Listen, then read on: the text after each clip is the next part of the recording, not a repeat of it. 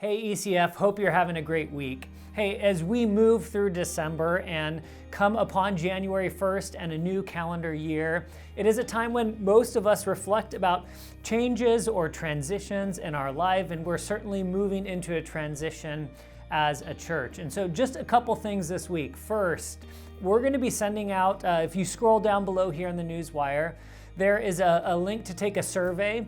We're taking this opportunity to evaluate some of the things that we do in the church to make sure that we're being effective and successful. And so there's a communication survey in this week's newswire.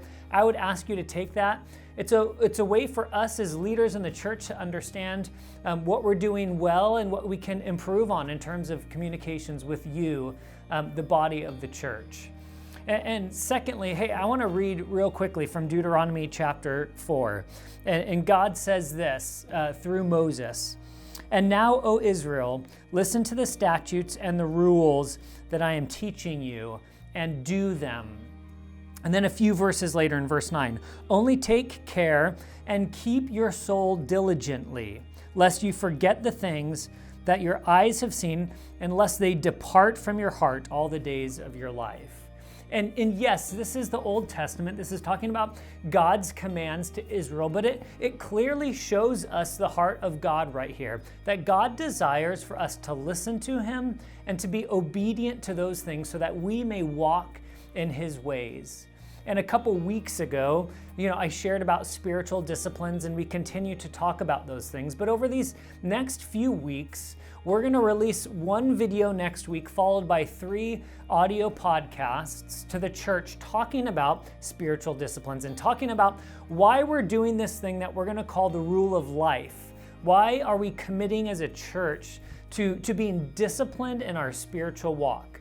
And so next week, Castra and Zach and I will be sitting here at this table processing why we talk about spiritual disciplines. Why are we referring to this as a rule of life? Why are we calling the church to be more diligent and disciplined in our walks with Christ? And then in the 3 weeks that follow, we're going to do 1 week unpacking prayer, 1 week unpacking this idea of Sabbath, and 1 week unpacking the idea of fasting. And why are we calling the church to do this? And this is also kind of launching a new ECF podcast, and we don't know exactly what form that's going to take in this coming year, but our goal and our desire is to be able to do more teaching, more processing, more reflecting on what God is doing in and through the body here at ECF. And so we hope that you will join us on this journey. We hope that you will tune in these next few weeks as we seek to explain and describe how God is leading us